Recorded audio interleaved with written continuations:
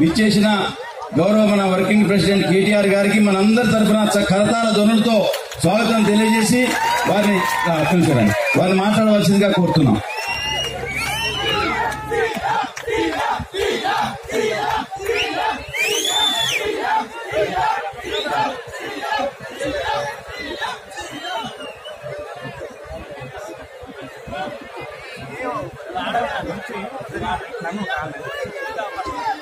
Thank you. జై తెలంగాణ, జై తెలంగాణ. జోహార్ రాయల శేషగిరిరావు గారు, అమర్ రహే రాయల శేషగిరిరావు గారు. గౌరవనీయులు పెద్దలు, ఈరోజు రాయల వెంకట శేషగిరిరావు గారి విగ్రహావిష్కరణ సందర్భంగా మిట్టపల్లి గ్రామానికి నన్ను ఆహ్వానించడమే కాకుండా ఇంత పెద్ద ఎత్తున మీ అందరి సమక్షంలో శేషగిరిరావు గారి ఆయన సేవలు, ఆయన జీవితాంతం రైతుల కోసం, ఈ ప్రాంత అభివృద్ధి కోసం, పేదల సంక్షేమం కోసం పడిన తపనను గుర్తు చేసుకుంటూ మరి కేవలం తల్లాడ మాత్రమే కాకుండా సత్తుపల్లి నియోజకవర్గంలోని వివిధ మండలాల నుంచి కూడా ఇక్కడికి విచ్చేసిన మా అన్నదమ్ములకి, ఆడబిడ్డలందరికీ, పత్రికా మిత్రులకి, ఈ కార్యక్రమానికి అధ్యక్షత వహిస్తున్న మంచి నాయకుడు, మరి దురదృష్టవశాత్తు స్వల్ప తేడాతో ఓడిపోయిననే బాధ కూడా లేకుండా గత సంవత్సరంన్నర కాలంగా ఎల్లవేళల్లో ప్రజల్లో ఉంటూ మీ ఆదరణను ఎప్పటికప్పుడు పొందుతున్న పెద్దలు గౌరవనీయులు మాజీ శాసనసభ్యులు అన్న సండ్ర వెంకట వీరయ్య గారు,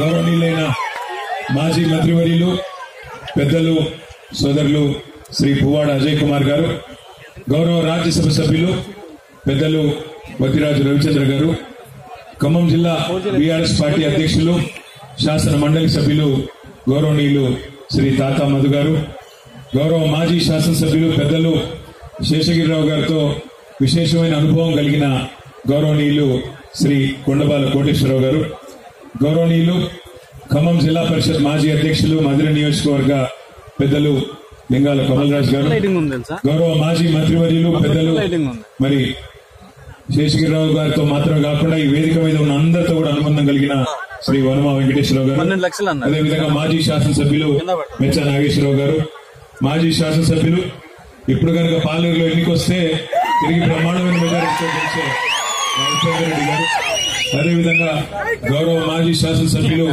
తాటి వెంకటేశ్వర్లు గారు, గౌరవ మాజీ శాసనసభ్యులు బానోత్ మదన్ లాల్ గారు, గౌరవ మాజీ శాసనసభ్యులు సోదరి హరిప్రియ గారు, ఖమ్మం జిల్లా ఇటువైపు అయితే అటు కొత్తగూడెం జిల్లా పార్టీ అధ్యక్షులు పినపాక మాజీ శాసనసభ్యులు అన్న శ్రీ రేఖా కాంతారావు గారు, అదేవిధంగా వేదికపై ఆశీనులైన తమ్ముడు రాకేష్ రెడ్డి గారు, రామ్మూర్తి గారు, అదేవిధంగా పెద్దలు దిండిగాల రాజేందర్ గారు, ఇంకా వేదికపై ఉన్న శేషగిరిరావు గారి కుటుంబ సభ్యులు సోదరుడు రఘు గారు, అదేవిధంగా సోదరుడు రేవంత్ గారు, వేదికపై ఉన్న కురాకుల నాగభూషణం గారు, అన్న ఆర్జేసి కృష్ణ గారు, ఇంకా ఎవరెవరి పేర్లైతే నేను చెప్పలేదు, రామ్ ప్రసాద్ గారు భద్రాచలం, అదేవిధంగా విజయ్ కుమార్ గారు, రామకృష్ణ గారు, పేరు పేరున వేదికపై ఆశీనులైన పెద్దలందరికీ, ముందున్న వారికి హృదయపూర్వకంగా నమస్కారం. రాజకీయాలు మాట్లాడాల్సిన సందర్భం కాదు, అందుకే పెద్దలు వెంకట వీరయ్య గారు ముందే చెప్పారు. భారతదేశం ప్రస్తుతం ఉన్న పరిస్థితి, ముఖ్యంగా పాకిస్తాన్ తో ఒక వాతావరణం ఏదైతే, ఒక యుద్ధ వాతావరణం ఏదైతే నెలకొని ఉందో దేశంలో, ఇట్లాంటి పరిస్థితుల్లో మరి ప్రోగ్రాం బాగుంటుందా బాగుంటుందా అని చెప్పి చాలా మంది సందిగ్ధం కూడా వ్యక్తం చేయడం జరిగింది, సందేహం వ్యక్తం చేయడం జరిగింది.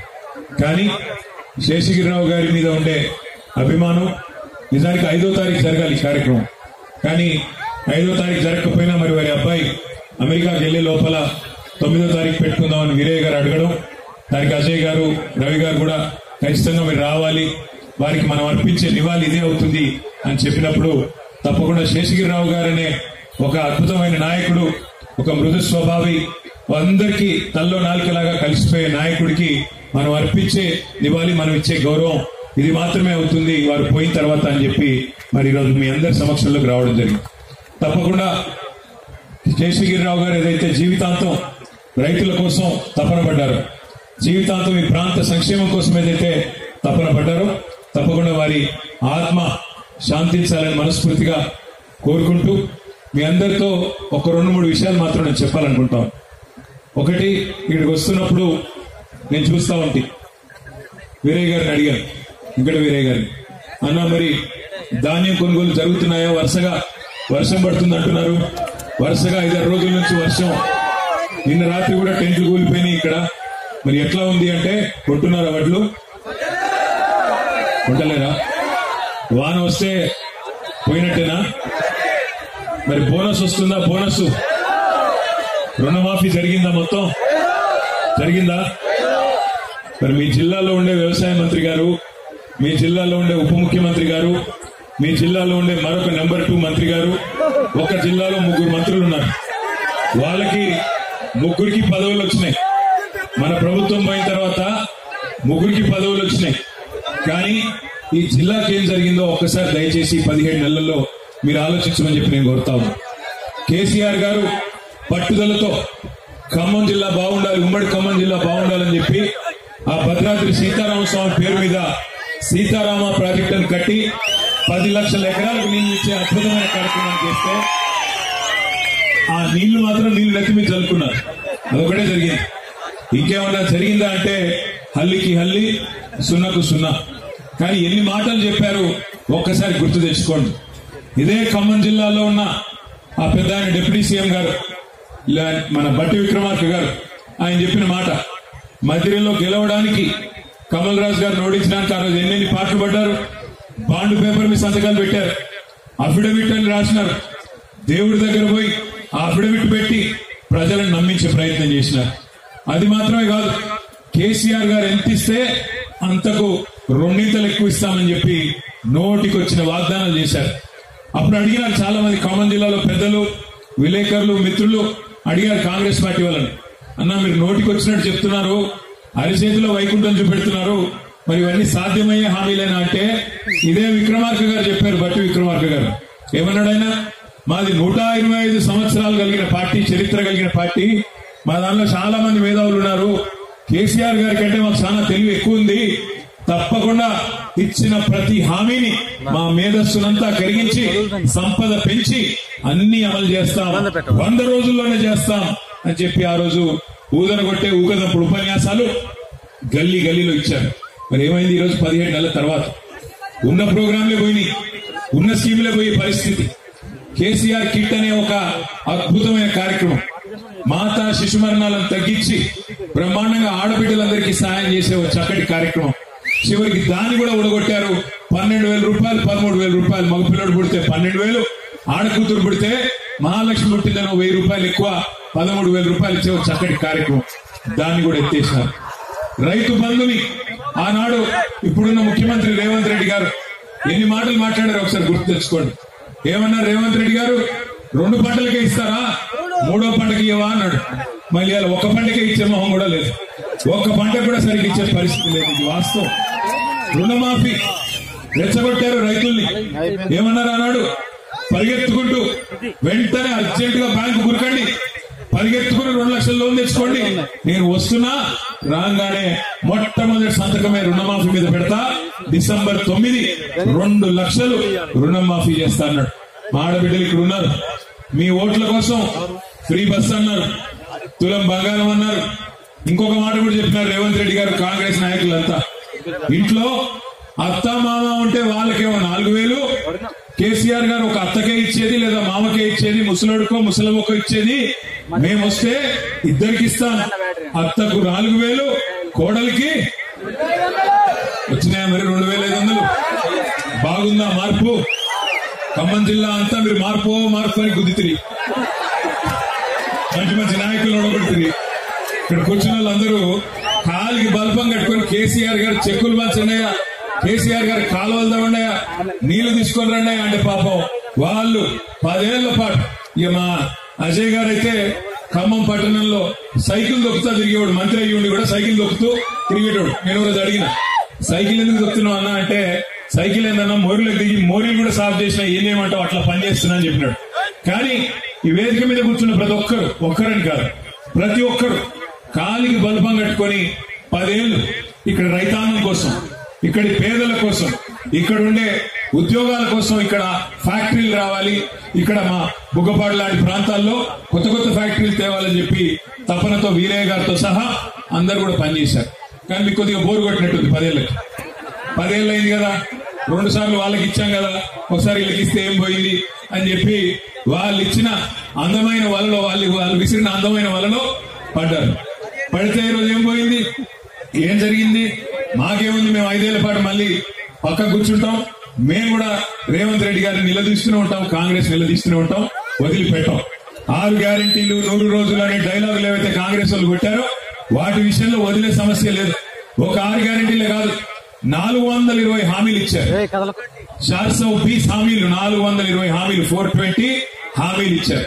ఏ ఒక్కటి కూడా వదిలిపెట్టాం, అడుగుతూనే ఉంటాం. అసెంబ్లీ అయితే అసెంబ్లీలో, లేదా బహిరంగ వేదికల ద్వారా అడుగుతూనే ఉంటాం. కానీ ఆశ్చర్యం ఏమనిపిస్తుందంటే, నేను కూడా ఇప్పుడు నాకు 48-49 ఏళ్ళు, చాలా మంది ముఖ్యమంత్రులు చూశాను.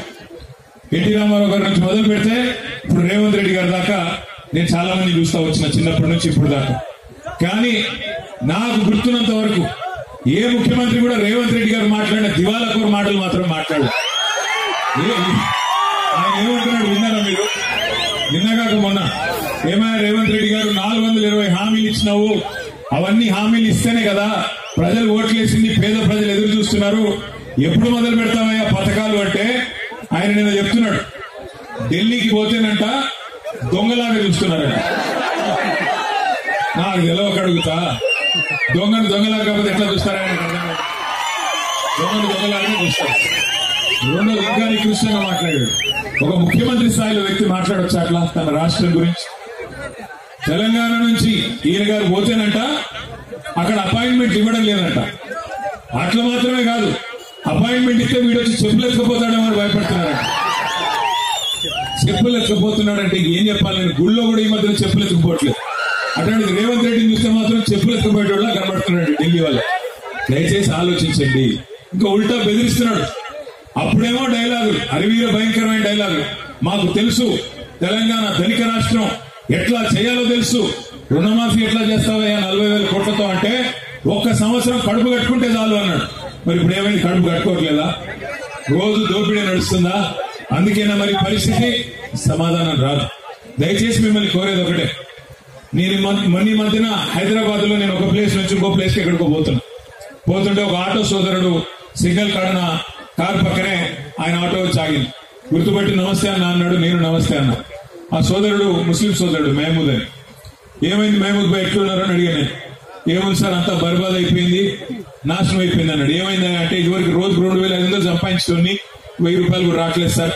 మా రాష్ట్ర వ్యాప్తంగా ఆటో డ్రైవర్లందరి పరిస్థితి కొద్ది కుడియడమా ఇదే ఉంది సార్ అన్నాడు. అని మెల్లిగా నన్ను అడుగుతున్నాడు, అన్న ఏమైనా ఉపాయం లేదా అన్నాడు.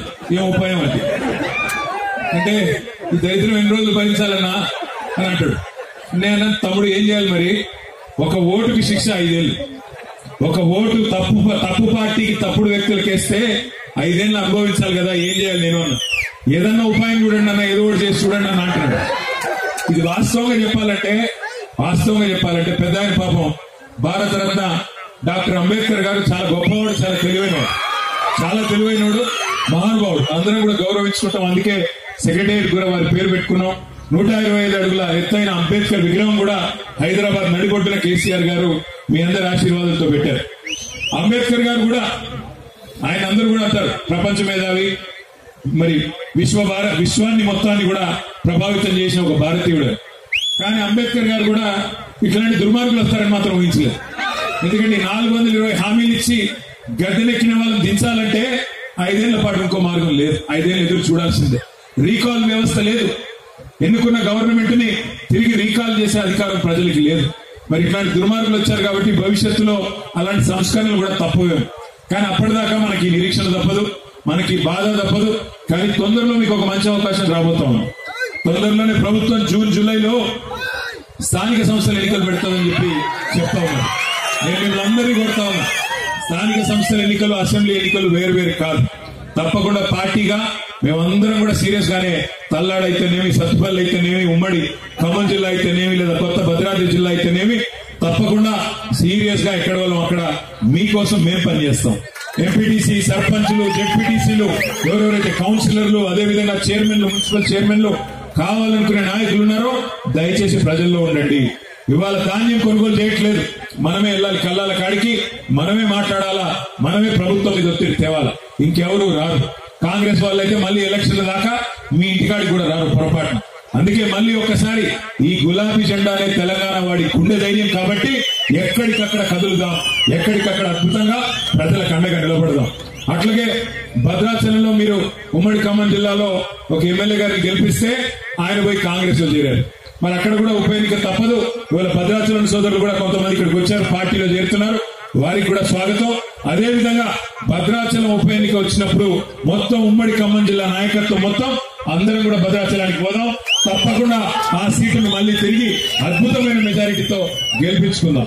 అట్లాగే రేపు ఏ సందర్భంలో ఏ ఎన్నిక వచ్చినా మర్చిపోకుండా మళ్ళీ ఢిల్లీ పార్టీలను నమ్మి ఆగం కాకుండా, ఢిల్లీ పార్టీలు నమ్మొద్దు అని కేసీఆర్ గారు మనకు తిరిగి చెప్పినట్టు చెప్పాడు. 50 ఏళ్లు సతాయించింది వాళ్ళే, 50 ఏళ్లు దగా చేసింది వాళ్ళే. మళ్ళీ ఢిల్లీని నమ్మి మనం జుట్టు వాడి చేతుల్లో పెడితే మళ్ళీ ఆగమవుతాం, మోసపోతాం, మోసపోతే గోసపడతామని చెప్పి కేసీఆర్ గారు ఖమ్మం జిల్లాలో ప్రతి నియోజకవర్గంలో దాదాపు 1,00,000 మందితో సమావేశం పెట్టి మనందరికి కూడా విన్నవించుకున్నారు. కానీ ఆ రోజుండే పరిస్థితుల్లో తాత్కాలికమైన ఆవేశాలు, తాత్కాలికమైన ఆశలు, వాటిల్లో ఆ రోజు మరొక నిర్ణయం జరిగిపోయింది. కానీ ఇవాళ కూడా మళ్ళీ ఒకసారి పేదలకు అండగా నిలబడుతున్నది. ఎక్కడ ఏ ఇబ్బంది వచ్చినా మీకోసం పోరాడుతున్నది గత 16-17 నెలలుగా బీఆర్ఎస్ పార్టీ మాత్రమే, గౌరవ పెద్దలు కేసీఆర్ గారు మాత్రమే. భవిష్యత్తులో నేను మిమ్మల్ని అందరినీ ప్రార్థించేది, పెద్దలు శేషగిరిరావు గారి జ్ఞాపకార్థం వారి విగ్రహాన్ని ఇక్కడ ఏర్పాటు చేసుకునే ఈ సందర్భంలో మరి మళ్ళీ మిమ్మల్ని కలుసుకునే భాగ్యం నాకు కలిగినందుకు హృదయపూర్వకంగా సంతోషాన్ని వ్యక్తం చేస్తూ శేషగిరిరావు గారి ఆత్మ శాంతించాలని, అట్లాగే మీరందరూ కూడా దయచేసి రాబోయే రోజుల్లో మన ఇంటి పార్టీ, మన తెలంగాణ పార్టీ ఈ గులాబీ జెండాను తప్పకుండా భవిష్యత్తులో ఆశీర్వదిస్తారని మనసారా విశ్వసిస్తూ పేరు పేరున అందరికీ నమస్కారాలు, ధన్యవాదాలు. జై తెలంగాణ.